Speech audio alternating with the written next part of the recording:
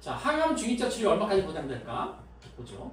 우리 특약이 이렇게 들어있으면 이렇게 최대 금액을 넣을 수 있는 게 이만큼입니다. 그러면 최대 1억 9천만 원까지도 가능해요. 한국에서 스케줄 안 나오면 외국 나올 수도 있고요. 네. 가능해집니다. 요 특약들이 다 들어가 있다면. 근데 요거는 한도가 합산이 7천이기 때문에 그거 맞춰 놓으셔야 돼요. 각각의 한도와 한도 합산이 다릅니다. 저거 한도 합산은 7천까지 넣을 수 있다라는 거고, 항암 중이자는 항암 방사선을 넣고 넣어야 된다고 했잖아요. 네. 요거는 한도가 1억 2천 이렇게 됩니다. 그러니까 그거는 보험료 규모 보시고 맞춰 넣으시면 된다라는 거고요. 항암 약물도 보시면 요거를 다 넣으면 이렇게 된다. 최대 1억 5천까지 가능하다. 그 상황 맞춰서 넣으시면 될 것 같고요. 어떤 고객이 추천을 할까? 기존 의료비에 대한 준비가 필요한 고액이 필요한 사람. 예를 들면 있을 겁니다. 우리가 돈 많이 있는 남들이 되게 정해지는 게 되거든요.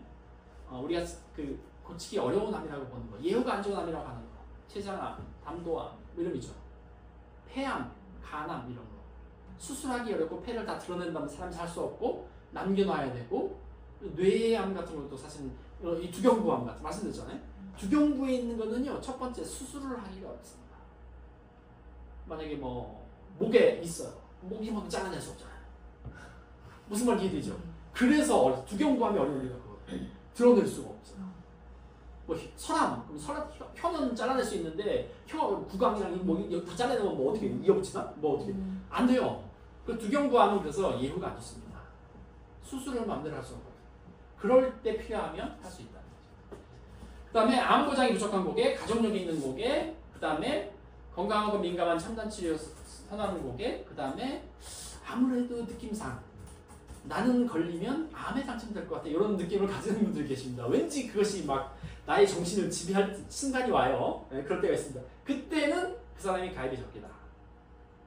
때는 있다라고 하시면 될 것 같고요. 자, 김모씨 46세, 직업은 ST예요. 그 사람으로 제가 샘플링을 뽑았습니다. 누군지는 아실 거라고 예상이 되고 뽑았어요. 그래가지고 대략 뽑아보니까 68,000원이에요. 그래서 보험료 부담스럽다 그러면 약간 조정하면 될 것 같고 해서 뭐 넣냐면 통화번에다가 취소금액 400만 원 넣고, 그 다음에 암 주요 치료를 취소금액 넣어야 비급여를 넣을 수 있기 때문에 넣고 비급여를 넣었어요. 1,000만 원씩만 넣었는데 어쨌든 그렇고, 상급병원도 1,000만 원 넣고 500을 넣을 수도 있겠죠. 그 다음에 거기에 필요한 항암 방사선 중입자 해가지고 넣습니다. 대략 68,000원. 그럼 위아래 사람마다 나이 보시고 남성 여성 보시고 조절해가지고 5만 원권 시작하시던지 최소금액 넣어가지고 3만 원권 시작하시던지, 그거는 고객 보고 판단하셔가지고 여러분들 건수는 이걸로 채우시면 될 것 같아요. 질문 있습니다. 네. 그 대표 지급 금액, 많은 보험 설계사들이 기준되는 보험 금액이라고 알고 있는데 저거를 저가 변경을 해도 되나요? 마음대로. 질문을 이해를 못하고 있는데, 그러니까 저 대표 지급 금액 있잖아요. 저는 가입 금액이에요. 가입 금액이라서 내가 이 범위 내에서 정하는 거예요. 고객이 가입 가능한 보험료를 생각해서 기준을 정하는 거예요. 그건 나중에 끝나고 설명드리겠습니다. 더 자세한 건 끝나고 설명드릴게요. 자, 영상 하나 준비했는데 보도록 할게요. 영상은 뭐냐면 요거 하고 할게요. 아까 여러 가지 것들이 있는데 지급 횟수랑 보장 범위랑 이것들이 헷갈리시잖아요. 친절하게 본사에서 표를 만들어 왔어요. 그래서 제가 박수 한번 쳐줬고요. 그대로 따왔습니다. 제가. 그래서 뭐냐면 이렇게 우리 특약들이 많은데 저 암별로 보장되는 거 안 되는 거 1회냐 10회냐 이거 있잖아요. 표로 만들어 놨어. 이거 하나 보시면 그냥 끝나. 그래서 이렇게 되는 거예요. 항암 방사선은 최초 1회 각각 최초 1회 이렇게 써있죠. 저렇게 보장하고, 아까 말씀드렸다시피 요거는 저기 제자리암과 경계성 중에는 보장하지 않아. 이해되죠? 네. 표로 보기 쉽죠? 그 다음에 최초 1회와 10회 연간 1회씩 10년간 10번 주는 거랑 구별해 놨으니까 이 표 보시고 네. 활용하시면 될 것 같아요. 네. 네, 그렇게 하시고, 자 카티도 좋게 됩니다. 이 표 보시면 될 것 같아요. 그리고 뒤에 영상을 제가 하나 넣었는데 이거예요. 영상은 뒤에 바로 영상은 뭐냐면 저는 뭐 선호하지 않지만 영상에서 이게 주는 바가 많아서 사실 가져왔는데 어느 사람이 점집이었습니다. 이 점쟁이가 하는 말이에요. 어느 사람이 점 보러 와요. 근데 그건 중국 사람이야. 들어볼게요.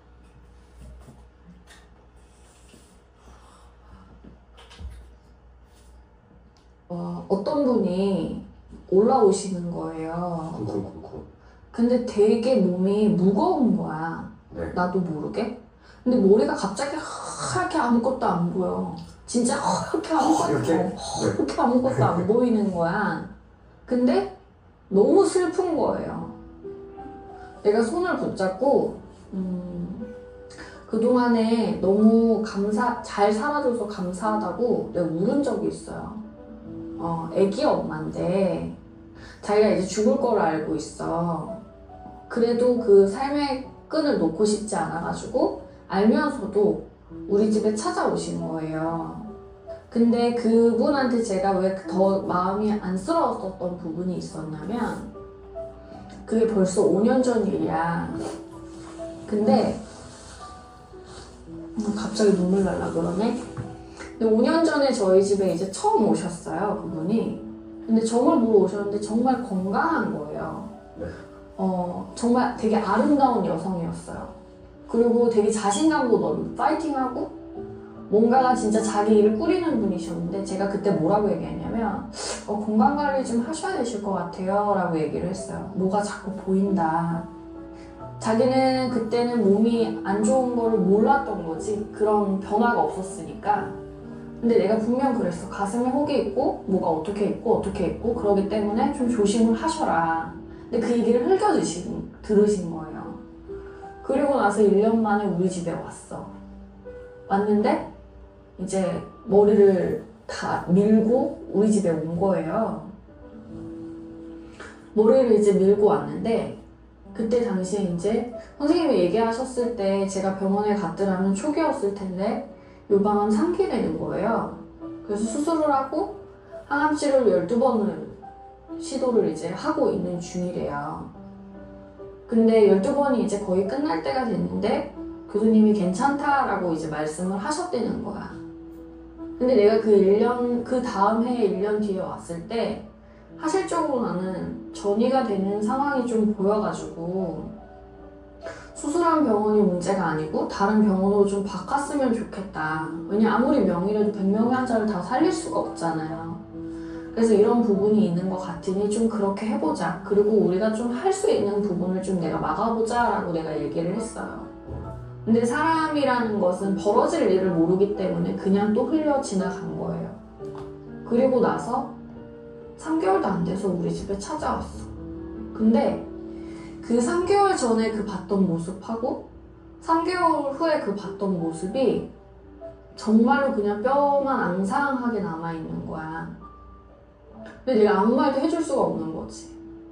나 너 살려줄게 라는 말도 못하겠고 뭔가 할 얘기가 아무것도 없는 거예요. 그래서 내가 그때 뭐라고 얘기했냐면 손을 붙들고 엄마 참 고생 많았다.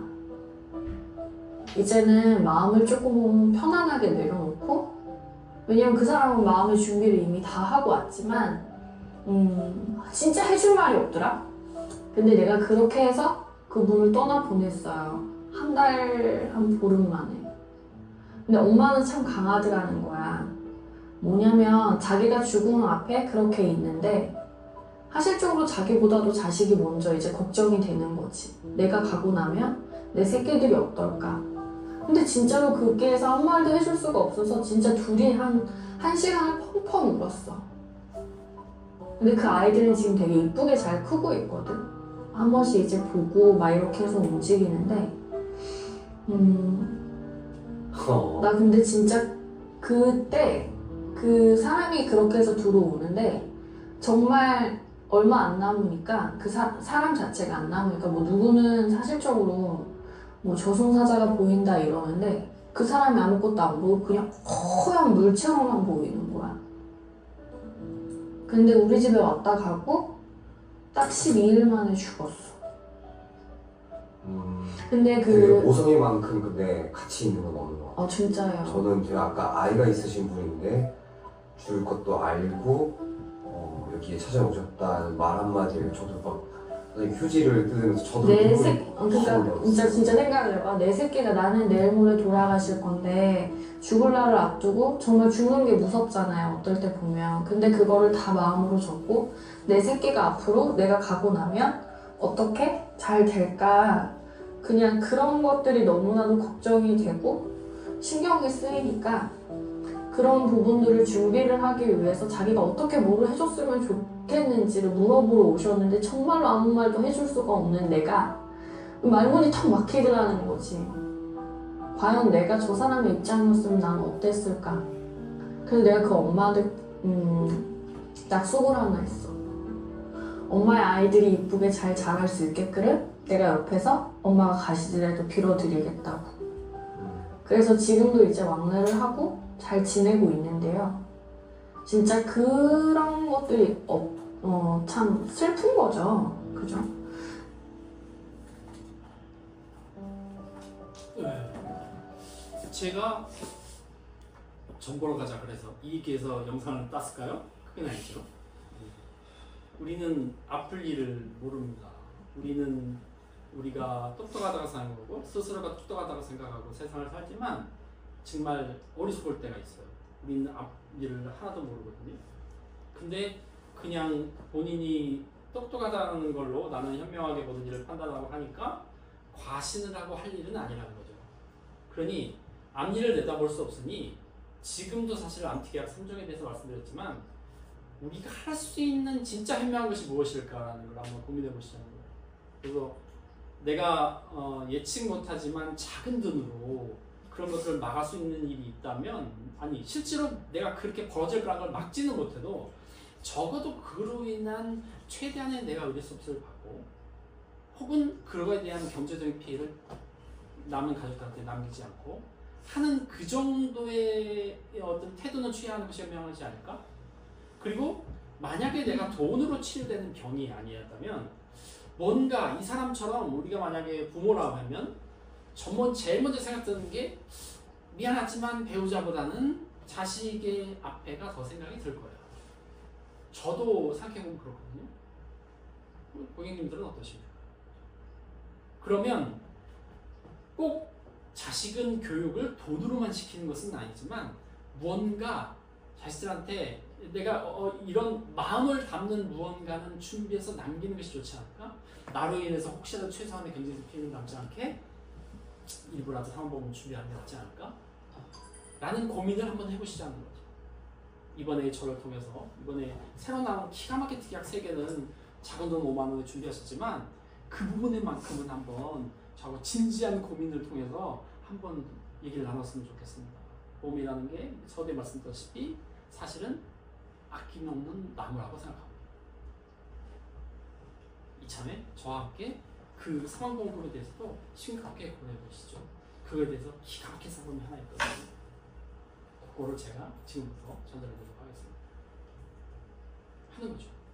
그래서 암특약의 그 보장 니드에서부터 사망보험금으로 자연스럽게 가야 됩니다. 이거에 우리가 건강보험은 지금 뇌신도 할 거지만 사실은 그 니드를 갖다가 일으켜서 하기는 굉장히 쉬워요. 그냥 아주 간단하게 하고 할 수 있습니다. 왜냐면 살면서 내 치료비를 도움되겠다고 하는 거에 대해서 조금이라도 검토하는 사람이 어딨어요. 우리나라 아무리 암 보험이 싫다고 해도 보험이 없는 사람이 어딨냐고요. 지금 우리나라 지금 보험을 가진 사람이 90몇 %거든요.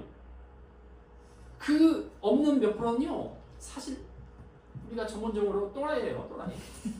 썩은 달려야 됩니다. 그건 사실은. 그럴 가능성이 높아요. 근데 거기서 끝나는 게 아니라 FC의 역할은 2가지가 추가돼요. 하나는 그거는 당신이 알고 나도 알고 어쨌든 할 거야. 안 하겠어요? 이미 하고도 있고 앞으로도 할 거라고. 건강보험 관련되는 거에 대해서. 나머지 하나 사망보험금을 일정 기간 준비해야 합니다. 특히나 집의 경제주체를 대상으로는 사실 그 부분을 좀 더 내가 할애해야 되는 보험료의 많은 부분을 차지해서 거기에 준비해야 한다. 그것이 만약에 그때 쓰이지 않는다면 그 그것을 준비했던 당신 부모의 마음을 글로 남기시라. 제가 종이를 드리겠다. 그래서 언제가 될지 모르지만 그 사모님과 함께 당신의 마음이 담긴 그 글과 함께 가족에 남긴 글이 당신 자녀들한테 아주 큰 교육이 될 것이다. 교육은 돈으로만 지키는 것이 아닙니다. 우리가 살다 보면 좋은 학원 보내고 좋은 학원으로 이사해서 그 뒷바라지 한 걸로 뭐 시켜주고 뭐 시켜준 걸로 내가 나의 부모의 역할을 다 했노라고 한 발 빼고 거기에 이렇게 돈으로 밀고 끝낼 경우가 많은데 사실은 자식 교육은 그렇지 않습니다. 그 돈이 시키는 게 아니라 그거를 할애하는 부모의 형편이 어땠든 간에 거기에 자식이 잘 되고자 하는 그 담는 마음 안에 자식은 그걸 보고 잘 되고 못 되고 합니다. 당신은 현명한 부모님이시죠? 이번 기회에 그 자리를 한번 만났으면 좋겠습니다. 라는 말로 사모보험금에 대한 것을 반드시 넘어가요. 이거 시작해도 그리 가고 이거 시작해도 그리 가야 돼. 무슨 말인지 이해되죠? 네, 그거 하셔야 돼요. 그리고 또 하나가 나중에 기회가 되면 설명드리겠지만은 이런 보장과 관련된 내용은 누구나 쉽게 동의하고 따라갈 수 있어요. 근데 우리가 맨날 미루는 게 있습니다. 뭐냐면 당신의 미래를 위해서 투자하자. 연금 준비해라. 노후 준비해라. 맞는 말이지. 왜 고개 끄덕거려. 다음에 할게요. 여유 되면 할게요. 애들 이거 다 끝나면 할게요. 애들 학원 다 끝나면 할게요. 어느 첫날에. 그리고는 언제 딱 이제 다 닥치면 이미 이제 시기가 돼버렸죠. 그래서 이 노후 준비하는 부분은 고객 관리하는 평생 동안에 고객 관리 뭘 하냐면 이 잔소리를 고객한테 시작해야 된다. 노후 준비해야 된다.